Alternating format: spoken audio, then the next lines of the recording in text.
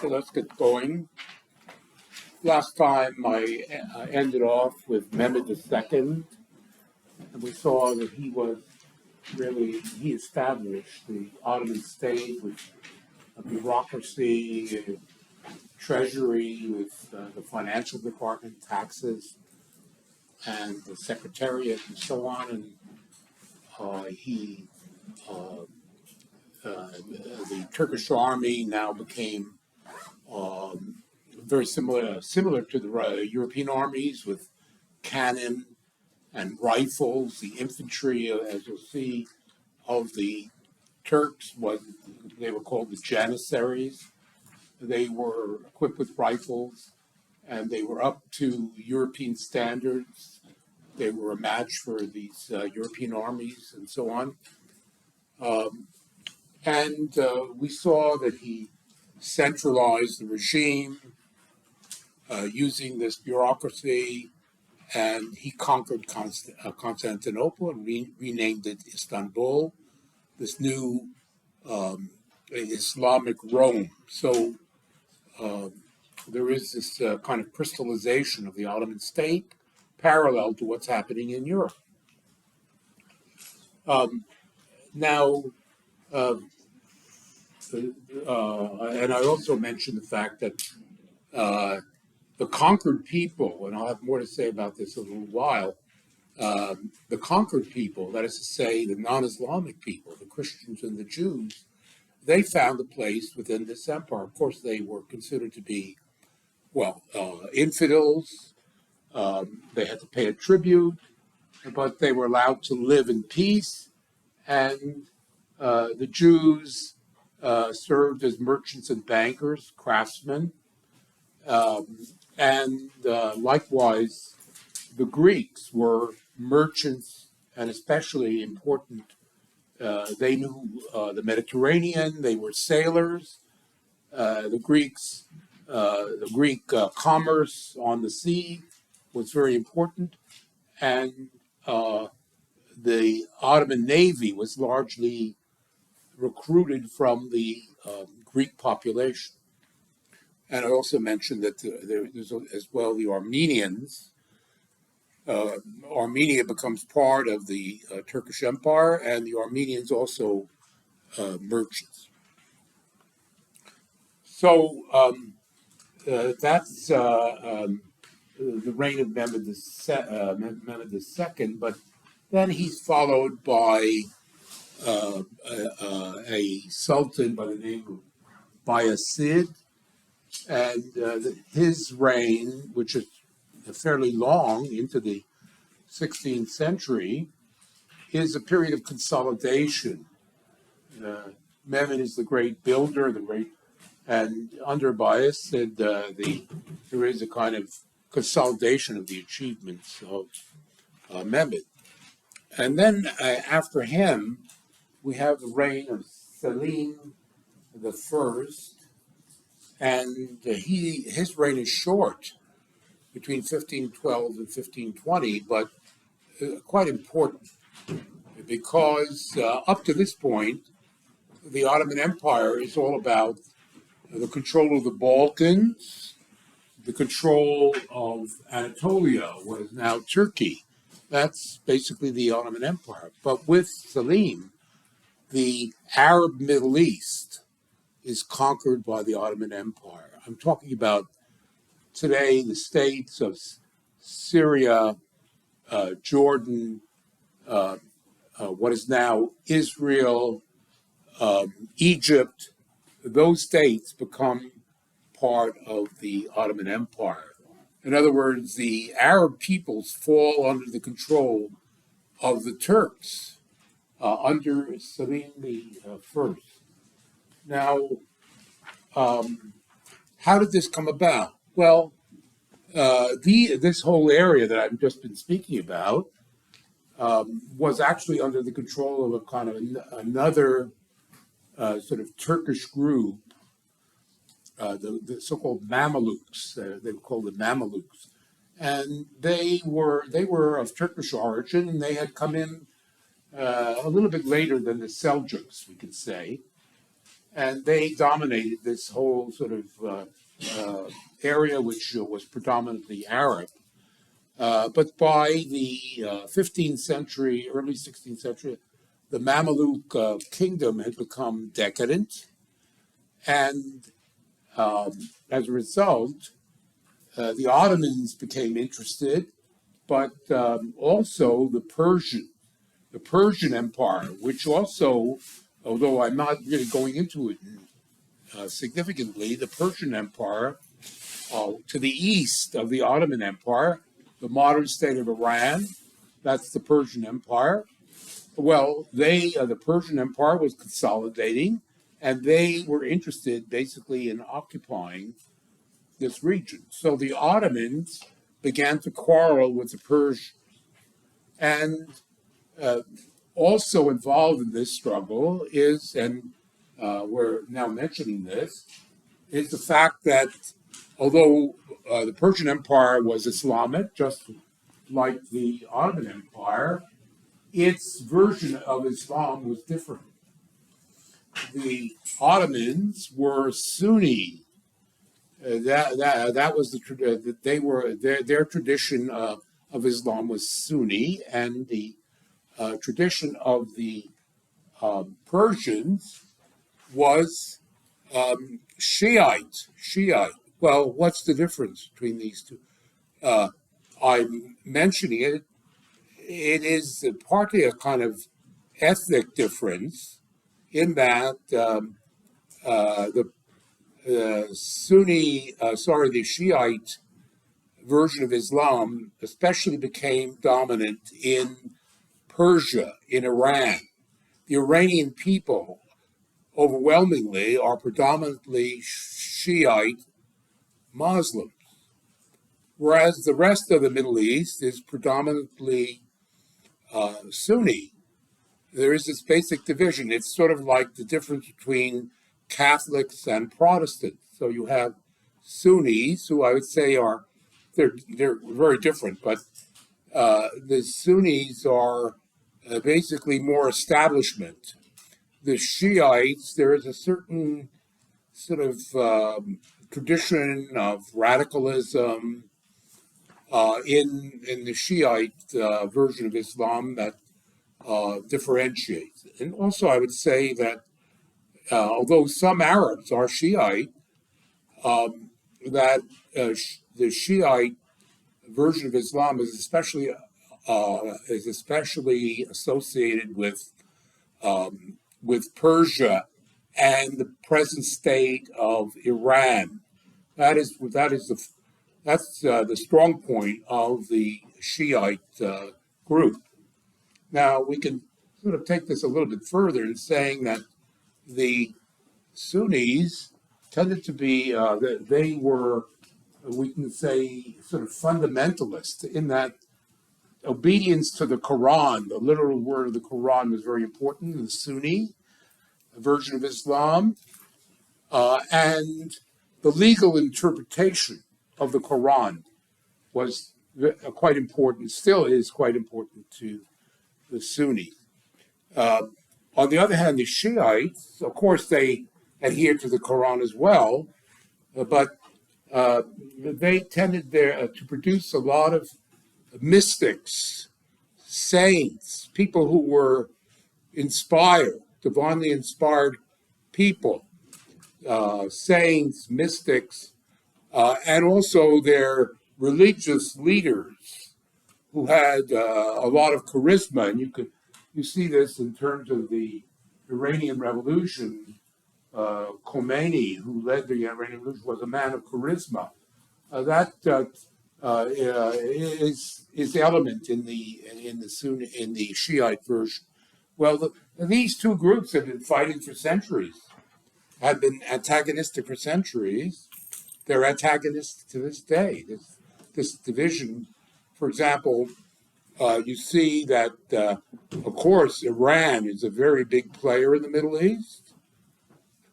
And so too is Saudi Arabia. Well, these two states, Saudi Arabia is the home of a kind of fundamentalist Sunni tradition, very very much that way, whereas Iran is, as they say, Shiite. Well, these two states are antagonistic. And it's sort of also mixed up with ethnic differences. And there are all sorts of events that happened as between the Sunnis and the Shiites, which are remembered by both sides. So it's a kind of ongoing. They're part of the same religion, but there is this ongoing sort of feud that goes on for centuries and it continues right into the present. And of course, that we've come out of the European experience, and we see, first of all, the difference between the Greek Orthodox and the Catholics. And that's been ongoing since around the year 1000, and then we have the difference between the Protestants and the Catholics. So these differences do exist, and what can one say? Just recognize that this exists. It's too bad. Religion and ethnicity tends to produce difference, intolerance. My view is I'm telling you about this. I'm interested in it. I'm a historian. I'm a student of society. That's my thing. And I believe that religion is very important, but I am not a religious person. If I believe in anything, I believe in the religion of humanity. That's my religion. But being such, I'm interested in the fact that people are religious. It's very important. They have, obviously, spiritual needs. That's quite interesting to me. But I myself, I have no faith in that sense. Okay? So the thing is that these two, the Persian Empire and the Ottoman Empire, are in conflict, and it boils down to a military conflict. The Persians invade Anatolia, and there's a place there called Chaldiran in 1514. Huge battle, the Battle of Chaldiran, and the Ottomans defeat the Persians. And the Persians are forced to retreat, and this makes possible the subsequent Ottoman conquest of the Mamluk territories, the Arab lands, Syria, Palestine, the Egypt, all fall into the hands of the Ottoman Empire. So this is a big extension of the Ottoman Empire. And beyond that, this is this campaign is finished about 1517. This is all under Selim. And then the Ottomans go on, and they eventually occupy the coast of the Arabian Peninsula, the site of Mecca and Medina, the holy cities of Islam, are occupied by the Ottoman Empire, which is important in terms of the legitimacy, the religious legitimacy of the Ottoman Empire. Then, what is the fate of the Arabs under the Ottoman Empire? Well, they're of the same religion, but they're of different ethnicities. The Ottomans are a Turkish people. They are conquerors, and the Arabs are subordinated to them in this Ottoman Empire. On the other hand, because they are of the same religion, Arab leaders, the elites amongst the Arabs, under the Ottomans, they become Turkified. They become Ottomized.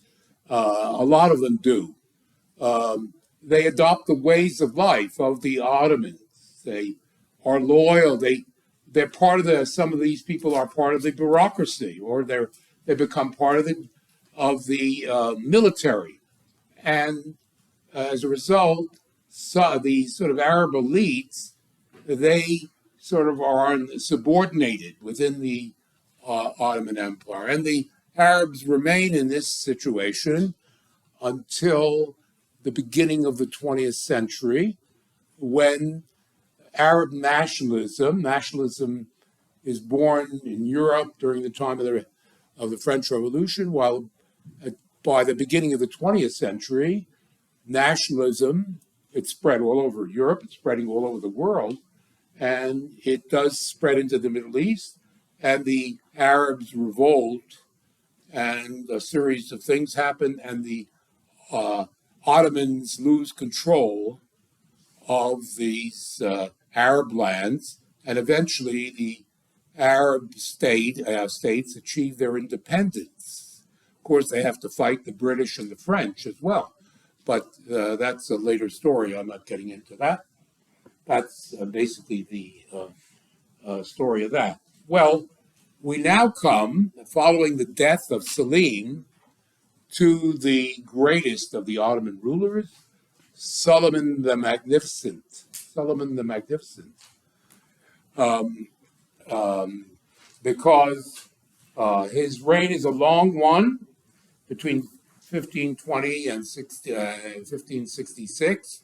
He's at this time, there's Francis I, there's Charles V especially. There are these great European kings. Well, Suleiman, in some ways, his achievements are greater than those of these European rulers.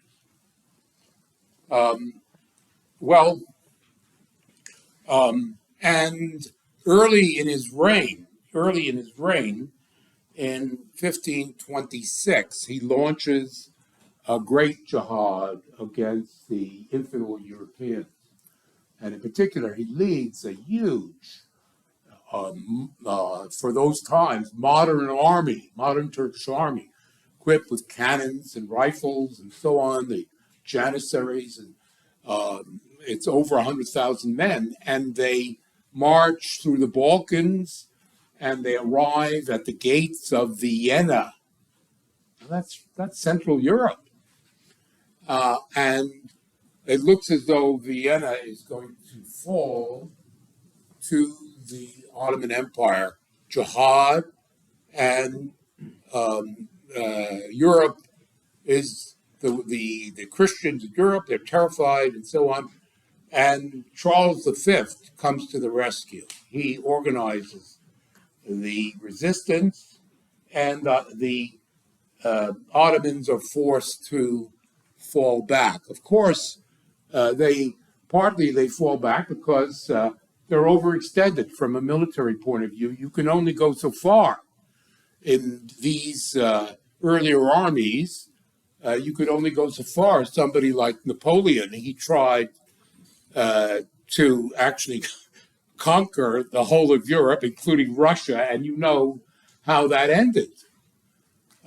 Same thing with Adolf Hitler, the same thing. The overextension.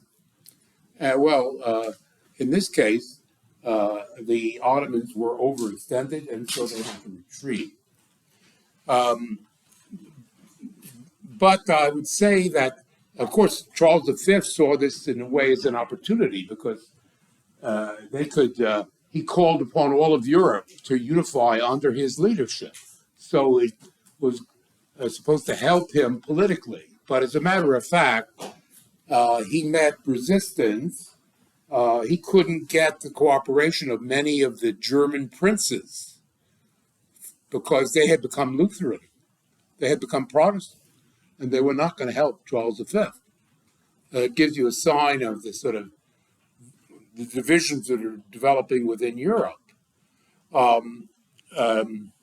And we could say that, just to sort of complete the picture, that following the retreat of the Ottoman army from Vienna, the sort of line of demarcation between the Ottoman Empire and the Europeans was Hungary.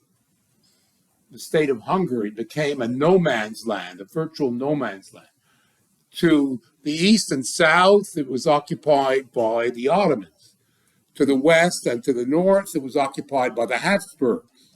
As a matter of fact, Charles V had become king of Hungary in 1526. And the middle ground was an area of continuous fighting between the Ottomans on the one hand and the forces of Charles V. And it went on for decades, generations, centuries, until the 18th century. Hungary was a kind of no man's land between the Ottomans and the Habsburgs. So this is one problem faced by Charles V, we can say, but he had another problem, and that was Francis I, the King of France. Because as I've explained to you, within Europe, the biggest rival that Charles V had was France, the Kingdom of France.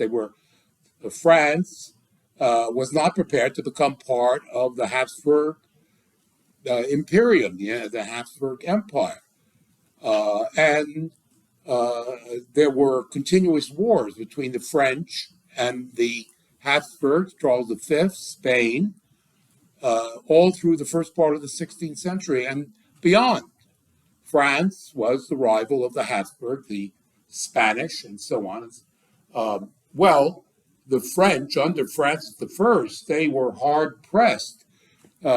Charles had so much power, including all the money coming in from Latin America and this great army and so on.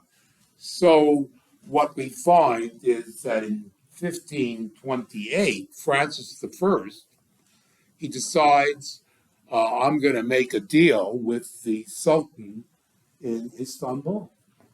And he invites the Sultan to send his fleet of galley ships, large fleet of galley ships on the Mediterranean. There's combat going on between the Ottomans and the Habsburgs, etc., on the Mediterranean Sea. Well, he invites the Turkish fleet to harbor, to winter over in southern France on the Riviera, in Marseille. The Turkish fleet parks itself in Marseille over the winter. In 1528, that becomes actually a Turkish base at the invitation of the King of France. You can imagine. And Europe, the Pope, religious people in general were horrified at what the French king had done. Because up until this point, through the Middle Ages, the idea of Christian princes allying with the Muslims, it was continual war between Muslims and Christians. And here, the King of France is allying with the Turks. And of course, it does reflect, it shows you the gradual secularization of politics. It shows you that Francis I read his Machiavelli. He read his Machiavelli. I know this because my thesis was about Francis I, my PhD thesis, and so on. My original sort of research was in this area, so I know the diplomacy of this period. And certainly, he knew all about Machiavelli.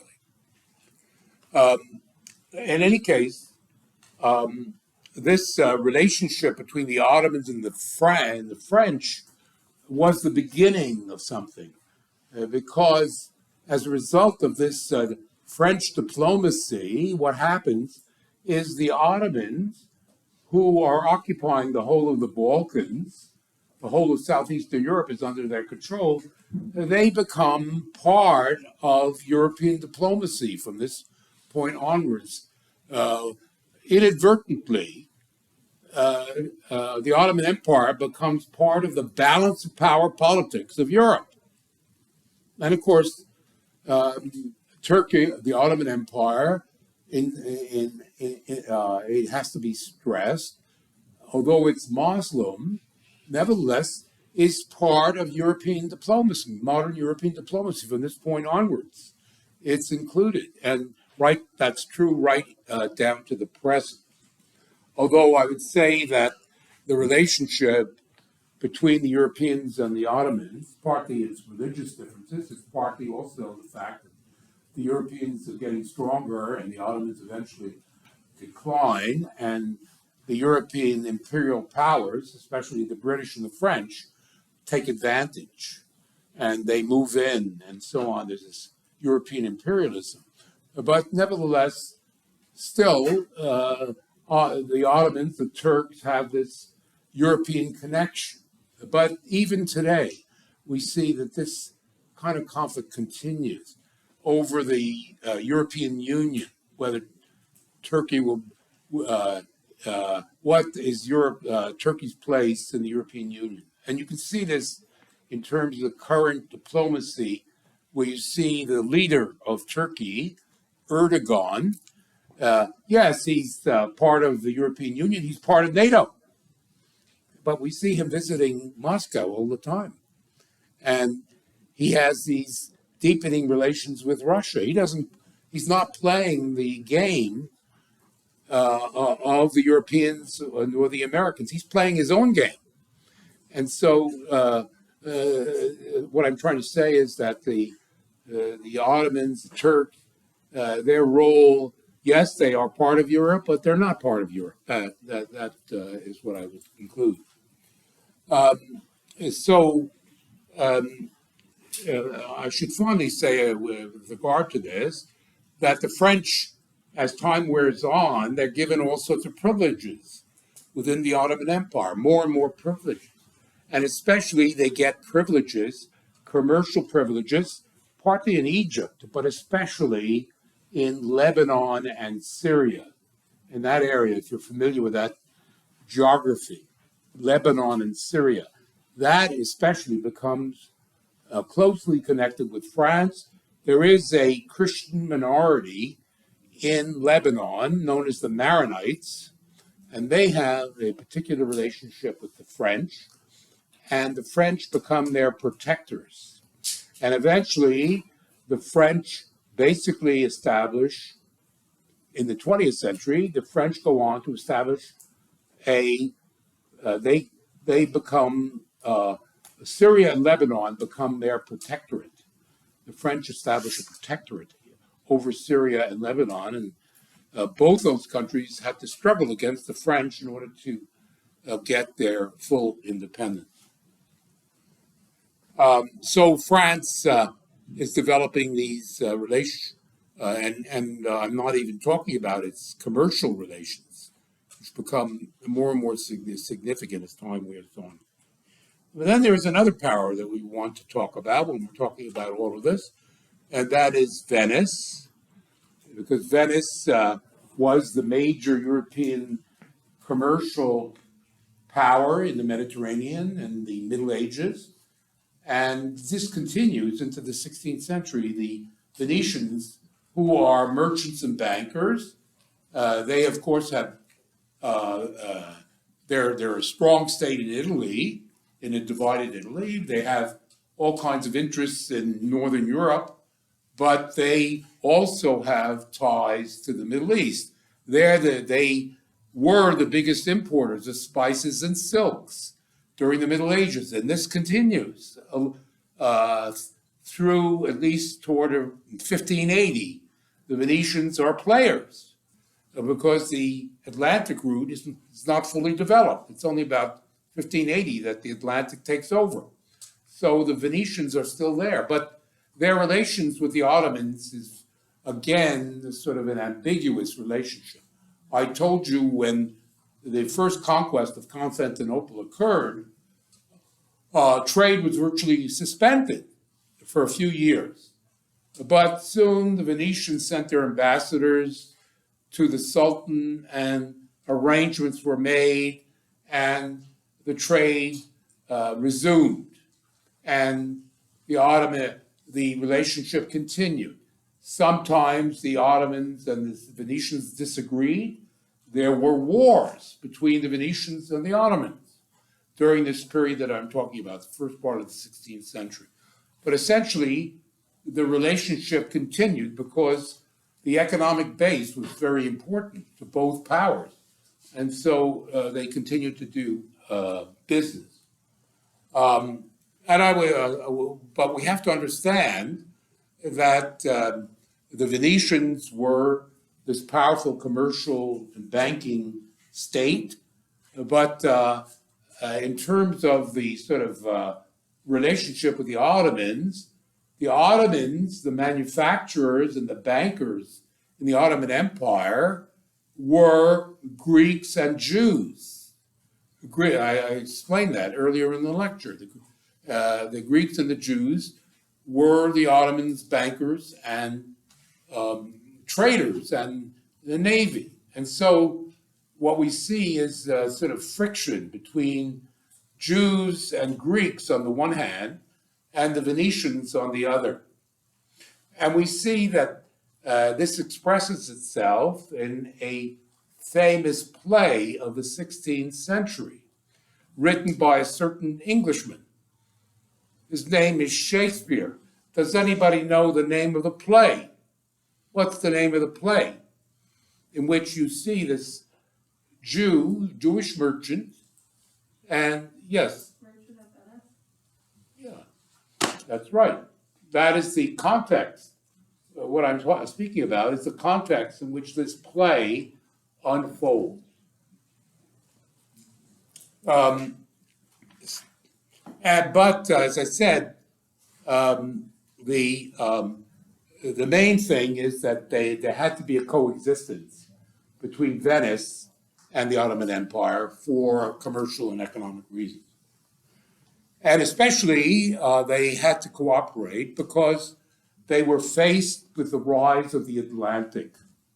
As time wore on, as I explained in earlier lectures, the Portuguese established their position in Asia. And the Portuguese attempted to establish a monopoly over the Asian trade. We saw this developing under Albuquerque, the nobleman who led the Portuguese in Asia.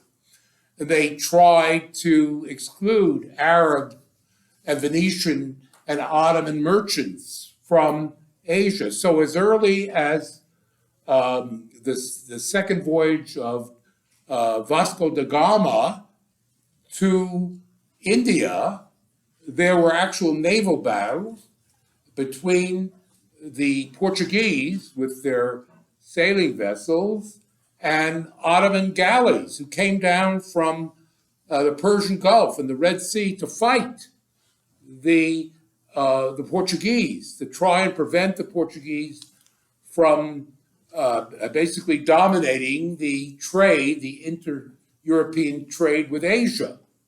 So this is a factor in the diplomacy and the politics in the conflicts of the 16th century. And in particular, under Suleiman the Magnificent, he builds a huge fleet. And in the Persian Gulf and in the Red Sea, and they prevent the Portuguese from blocking Ottoman access to Asia. So there's war going on here between the Portuguese and the Ottomans, right through the 16th century, is what I'm saying. Now, Suleiman succeeds. He succeeds in keeping the old route, the Mediterranean route to the Middle East, open by war. And partly he's able to do this because in 1535, he conquers Iraq. You see, before the Ottomans had held Syria and Palestine. But now they took over Iraq from the Persians. Suleiman was so powerful that his armies were able to drive the Persians out of Iraq. And Iraq now becomes part of the Ottoman Empire. So look at this guy. He's consolidated Ottoman control in the Balkans, and he's seized Iraq, and he's able to float fleets into the Indian Ocean to fight the Portuguese. So, and of course, they control the Arab Middle East. So it's no wonder he's christened, I shouldn't use that word, he's called Solomon the Magnificent. And then finally, he gains control of North Africa. Solomon gains control of North Africa. As you probably know, North Africa is, all the states of North Africa are Arab states.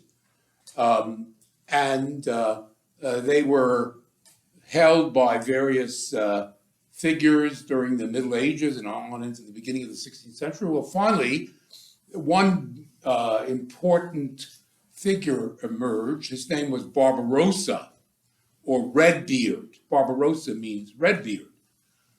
Hayddin Barbarossa. And he was a powerful political leader centered in what is today Algeria, but he was also a very successful naval commander. But he was independent. Well,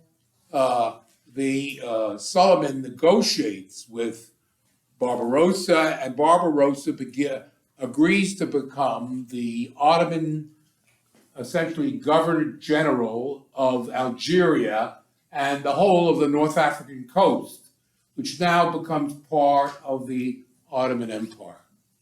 And Solomon pledges that all of the sort of tariffs that are being collected in the ports of the Ottoman Empire are going to be used to build up the Ottoman Navy.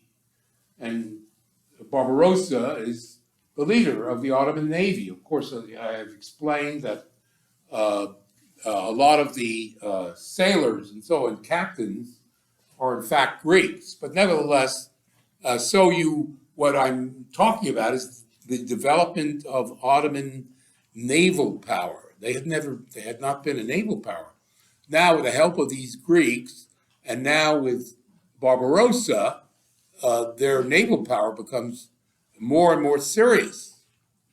So this gives you an idea of the overall development of the Ottoman Empire. This is the height of the Ottoman Empire, the 16th century. This is the height of it.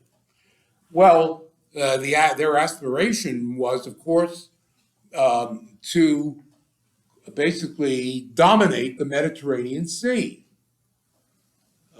That was the strategic aim under Solomon the Magnificent, and it ended up in a huge battle between the Ottoman Navy and the forces assembled by the Habsburgs, because Charles V was out of the picture by this point, and there was a great naval battle, one of the great historic battles of modern history, the Battle of Lepanto in 1572. The Battle of Lepanto in 1572. This was a battle between the Ottoman Navy and a huge naval force assembled by the Habsburgs. By this point, it's Philip II. And also the Venetians joined with the Habsburgs. The Pope even assembles a small fleet, and that's sent in. Whoever the Habsburgs can assemble, the Pope and the Habsburgs are cooperating. They are determined to prevent the Ottomans from taking control of the Mediterranean. So there's this showdown. And in this showdown, which occurs at Lepanto, which is the water is just off the west coast of Greece, is where this battle occurs. And the Christians triumph in this battle. The Ottoman Navy is defeated, and they are unable to take control of the Mediterranean. Nevertheless, you see under Solomon the siege of Vienna, and now the attempt to basically control the Mediterranean. Now, I want to note, while I'm saying this, that it's important to sort of compare what this battle and its significance to a battle that occurs a few years later. That is to say, the Spanish Armada. Remember, we talked about the Spanish Armada, 1588. This is the Battle of Lepanto. What is it, 16 years earlier? So Lepanto is followed by the Spanish Armada. And of course, both of these battles under the direction of Philip II. Well, he triumphs at Lepanto. But this is what's significant, and he loses in the English Channel to the English. Well, this has important significance because the Battle of Lepanto, both sides used galley ships. Galley ships. Galley ships have been used since the time of the Greeks and the Romans. They're the same ships, the oared vessels with sails, but oared vessels. And they were relatively small, and certainly they didn't have the capacity to bear many cannon. They had some cannon, but not very many because they were smaller ships. They weren't particularly maneuverable, and this was what happened at Lepanto. This was the last major galley battle in history.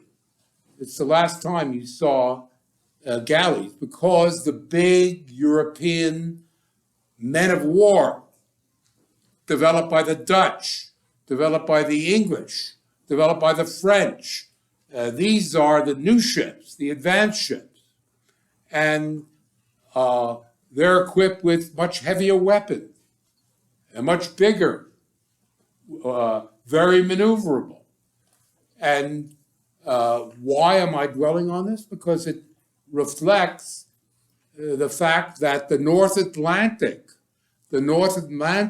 technologically, economically, militarily, these big ships of war in the northwest of Europe dwarf the galley vessels. The galley vessels are no match.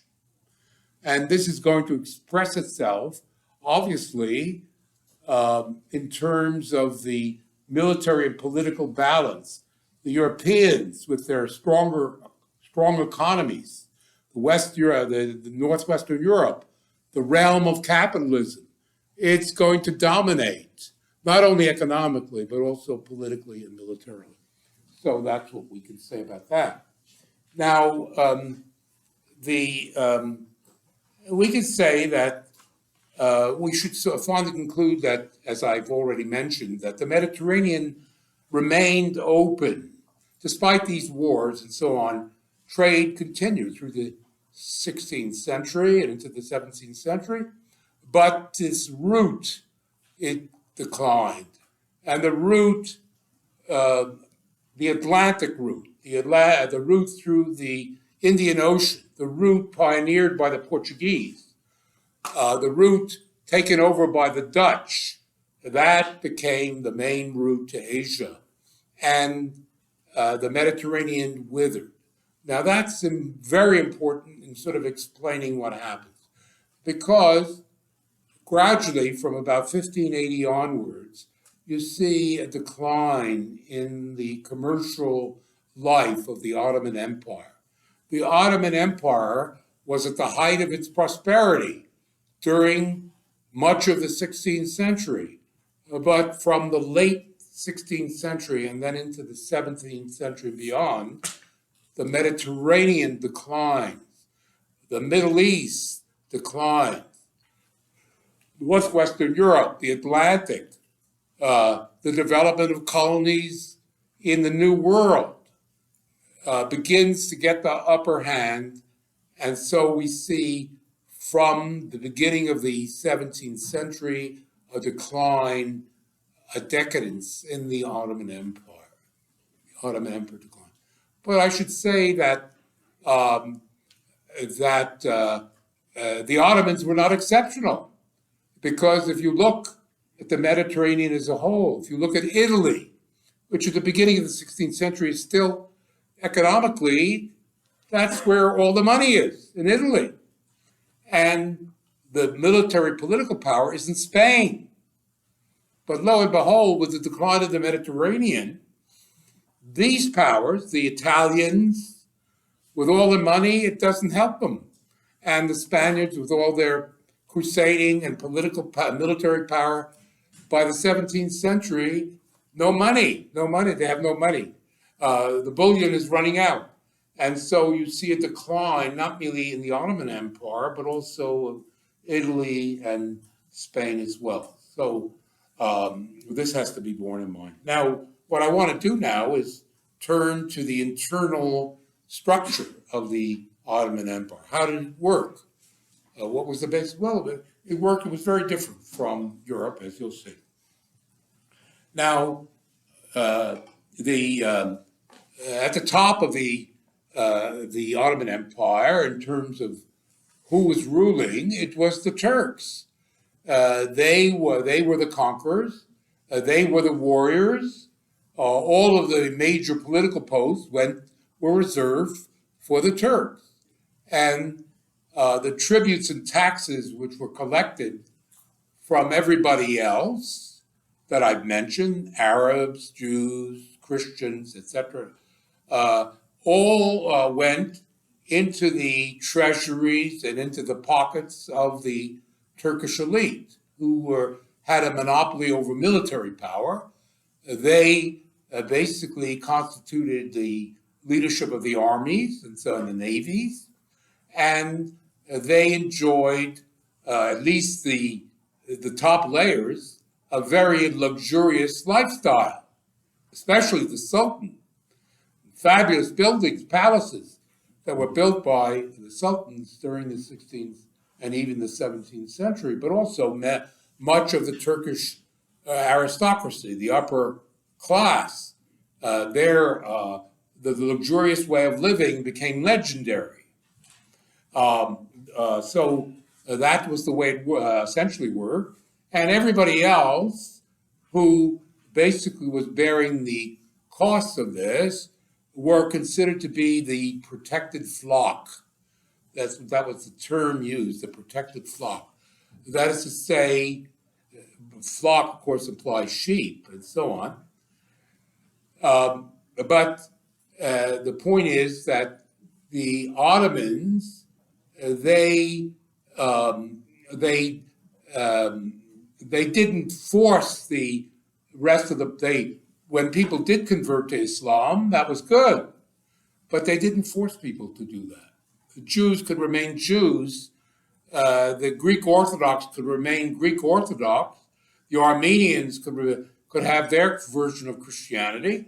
Everybody could have their separate faith. You had to obviously be obedient to the Sultan, and you had to pay this tribute. So that essentially was the setup. Now, in terms of the upper class, I would say the core of the upper class were Turks. Turks by race, by family. Being Turkish, of course, you inherited that position. But also, we do see, as I've mentioned, that some Arabs, especially because they were the same faith, they became Turkified. They became, over time, they were subordinate elements within this power structure, the Arab population. But in addition to this, and this is, I'll reserve the next for the next class. We'll complete this sort of presentation of the inner structure next time.